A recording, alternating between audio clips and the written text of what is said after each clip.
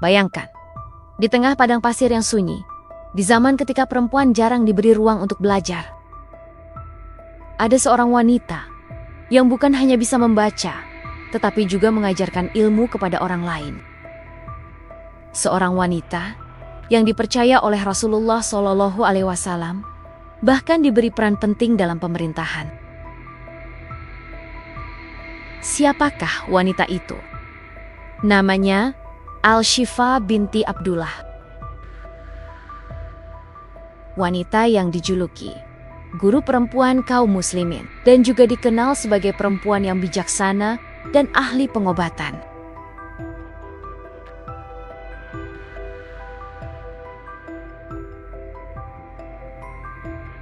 Hari ini kita akan menyelami kisahnya, kisah tentang ilmu, keberanian, dan peran besar seorang wanita dalam Islam.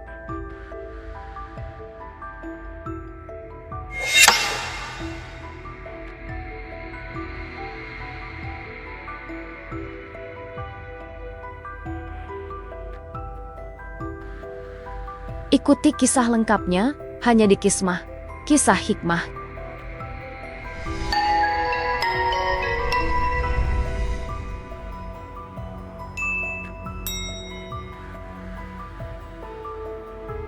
Kisah ini diadaptasi dari berbagai kitab sejarah Islam yang terpercaya, seperti Al-Istiab, karya Ibnu Abd al-Bah, Al-Isabah, karya Ibnu Hajar al-Asqalani, serta Syiar Alaman Nubala, karya Az-Zahabi. Juga didukung oleh riwayat hadis dalam Sunan Abu Daud, serta catatan sejarah pada masa Khalifah Umar bin Khattab. Masa jahiliyah, perempuan yang berbeda. Di masa sebelum Islam, ketika kebanyakan perempuan tidak bisa membaca, Al-Shifa sudah berbeda dengan yang lain. Ia termasuk sedikit wanita Quraisy yang pandai membaca dan menulis, sebuah kemampuan langka bahkan di kalangan laki-laki sekalipun. Namun, bukan hanya itu. Ia juga dikenal sebagai wanita yang memiliki kemampuan dalam ruqyah dan pengobatan tradisional. Masyarakat datang kepadanya, bukan hanya untuk ilmu, tetapi juga untuk kesembuhan. Ia bukan wanita biasa. Ia adalah wanita yang Allah siapkan untuk peran besar di masa depan. Masuk Islam dan pilihan yang mengubah hidup. Ketika cahaya Islam mulai menyinari Makkah, Al-Shifa termasuk orang-orang yang lebih dahulu menerima kebenaran. Ia beriman kepada Rasulullah SAW di saat banyak orang menolak, bahkan memusuhi. Masuk Islam di masa itu bukanlah pilihan mudah. Artinya siap menghadapi tekanan, ancaman, bahkan pengucilan. Namun Al-Shifa tetap teguh. Karena ia tahu ini adalah kebenaran. Hijrah ke Madinah, awal peran yang besar. Saat Rasulullah SAW berhijrah ke Madinah, Al-Shifa juga ikut berhijrah. Di kota baru itu, perannya mulai semakin terlihat. Ia tidak hanya menjadi seorang muslimah biasa, ia menjadi pendidik. Salah satu muridnya yang terkenal adalah Hafsyah binti Umar, istri Rasulullah. Bayangkan, seorang wanita mengajarkan membaca dan menulis kepada istri Nabi. Ini bukan hal kecil. Ini adalah tanda kepercayaan yang luar biasa.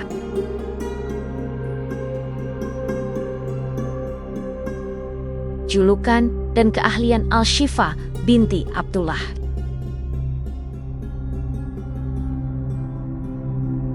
Di kota Madinah yang mulai dipenuhi cahaya Islam, ada satu nama yang semakin dikenal. Bukan karena kekayaan, bukan karena keturunan,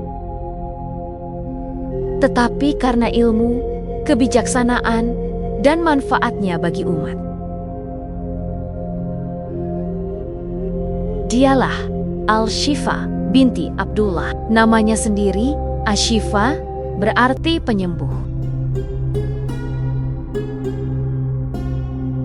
Dan benar, ia bukan hanya dikenal, tetapi dirasakan manfaatnya oleh banyak orang. 1. Julukan wanita yang bijaksana. Di antara para wanita Madinah, Al-Shifa dikenal sebagai sosok yang cerdas dan penuh hikmah. Ia bukan sekadar memahami tulisan, tetapi juga memahami manusia. Ketika orang lain melihat masalah, ia melihat solusi. Ketika orang lain panik, ia tetap tenang. Perkataannya tidak banyak, namun setiap ucapannya mengandung makna. Bahkan para sahabat menghormatinya karena kebijaksanaannya dalam bersikap. Ia tahu kapan harus berbicara dan kapan harus diam. Inilah tanda orang berilmu, bukan hanya pintar, tetapi bijak.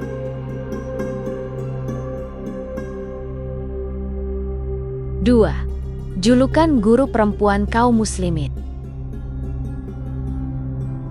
Di masa itu, tidak banyak perempuan yang bisa membaca, apalagi mengajar. Namun Al-Shifa berdiri sebagai pelopor. Ia mengajarkan membaca, menulis, pemahaman dasar, dan salah satu muridnya bukan orang biasa. Ia adalah Hafsyah binti Umar. Bayangkan, istri Rasulullah belajar kepada seorang wanita. Ini bukan hanya kehormatan, namun ini adalah pengakuan bahwa ilmu tidak memandang gender dan bahwa perempuan bisa menjadi sumber ilmu bagi umat. Setiap huruf yang diajarkan Al-Shifa menjadi amal jariyah yang terus mengalir hingga hari ini. 3. Ahli ruqyah dan pengobatan. Selain sebagai guru, Al-Shifa juga dikenal sebagai penyembuh. Ia memiliki kemampuan dalam ruqyah, doa-doa perlindungan dan penyembuhan. Di masa itu, tidak semua praktik pengobatan dibenarkan. Namun yang dilakukan Al-Shifa mendapat izin dari Rasulullah Shallallahu Alaihi Wasallam. Dalam riwayat disebutkan, ia mengajarkan ruqyah kepada Hafsyah dan Rasulullah membolehkannya. Ini adalah bukti bahwa Islam tidak menolak pengobatan. Selama tidak mengandung kesyirikan, maka diperbolehkan. Al-Shifa menggunakan ilmunya bukan untuk kepentingan pribadi, tetapi untuk membantu orang lain. Ia hadir ketika orang sakit membutuhkan harapan. Ia menjadi perantara antara doa dan kesembuhan. 4. Keahlian kecerdasan sosial dan kepemimpinan. Tidak semua orang berilmu mampu memimpin, namun Al-Shifa memiliki keduanya. Ia memahami cara berbicara dengan orang, cara menyelesaikan masalah, cara menjaga keadilan. Inilah yang membuatnya dipercaya, bahkan oleh pemimpin besar seperti Umar bin Khattab.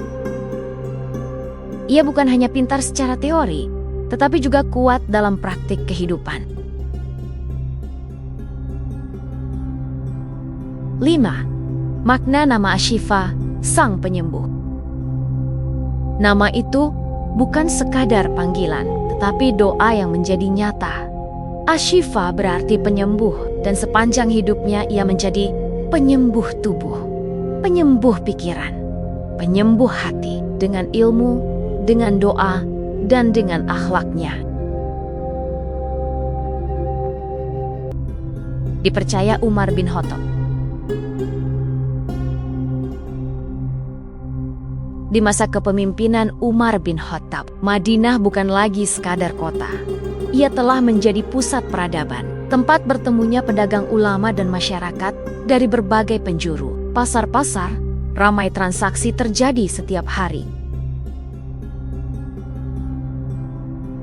Namun di balik keramaian itu, ada satu hal yang sangat dijaga, kejujuran dan keadilan. Karena bagi Umar, sebuah masyarakat tidak akan tegak jika ekonominya rusak.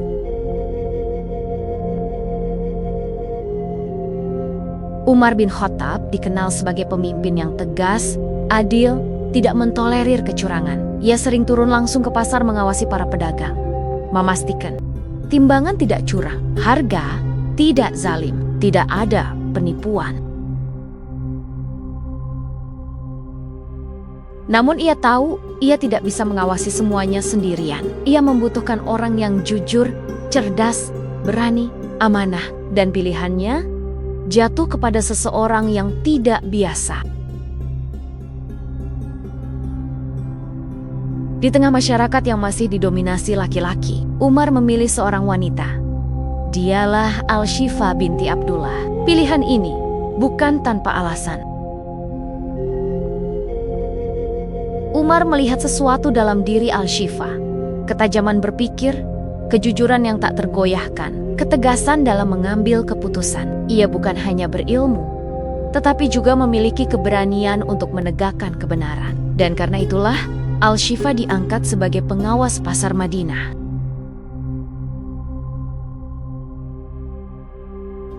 Tugas ini bukanlah tugas ringan. Sebagai pengawas pasar, Al-Shifa harus memastikan tidak ada kecurangan dalam timbangan, tidak ada penipuan dalam jual beli, tidak ada praktik zalim terhadap pembeli. Ia berjalan di antara para pedagang, mengamati, mendengar, dan menilai. Jika ada yang curang, ia menegur. Jika ada yang melanggar, ia memperingatkan. Dan jika ada yang menolak, ia tetap berdiri tegak. Ia tidak takut, karena ia tahu ia menjalankan amanah.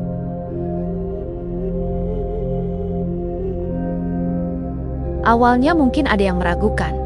Namun seiring waktu, masyarakat melihat sendiri.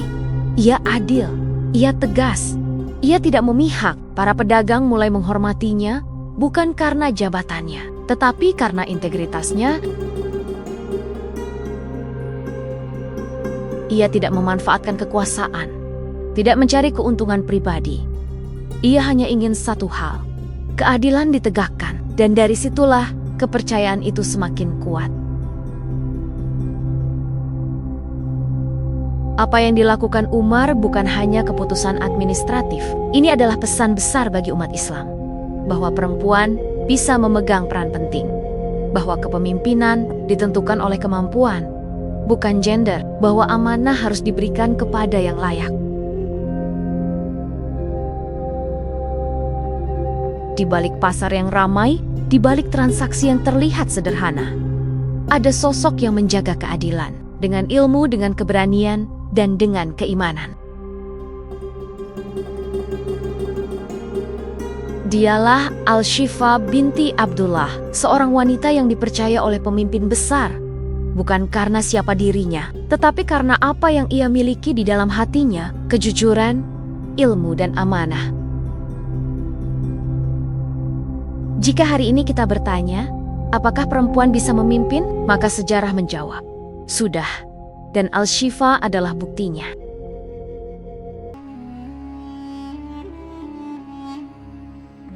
Lima hikmah kisah Al-Shifa binti Abdullah.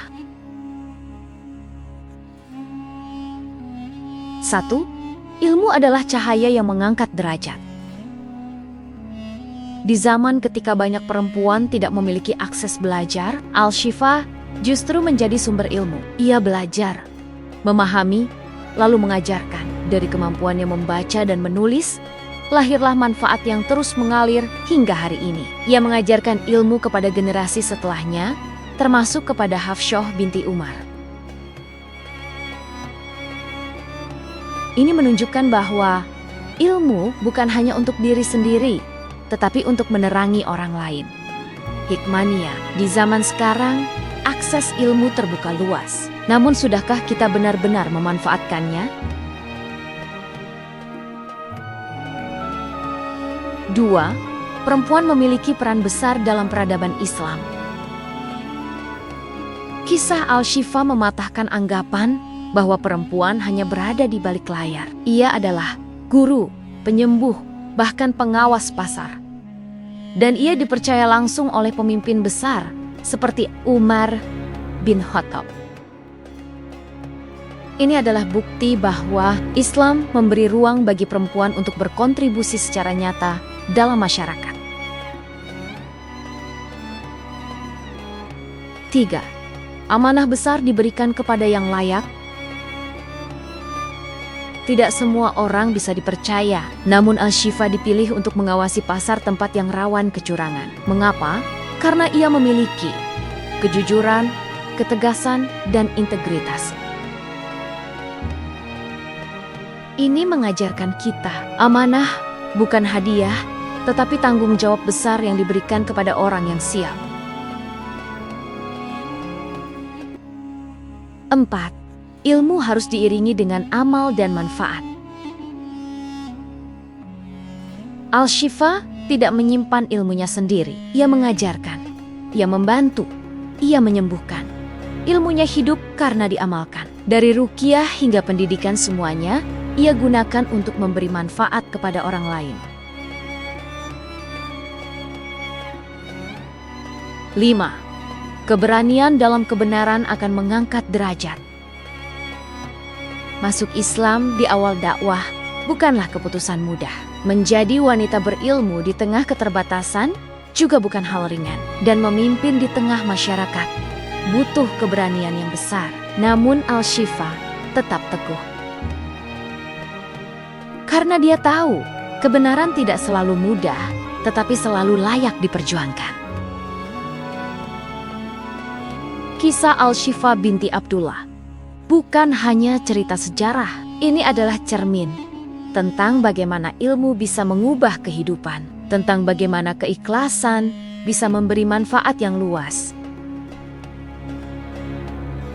Jika kamu menjadi Al-Shifa masa kini, apa yang akan kamu lakukan untuk orang-orang di sekitarmu? Tuliskan di kolom komentar. Jika kisah ini menginspirasi hatimu, jangan lupa like, share ke teman-temanmu, subscribe untuk kisah inspiratif lainnya.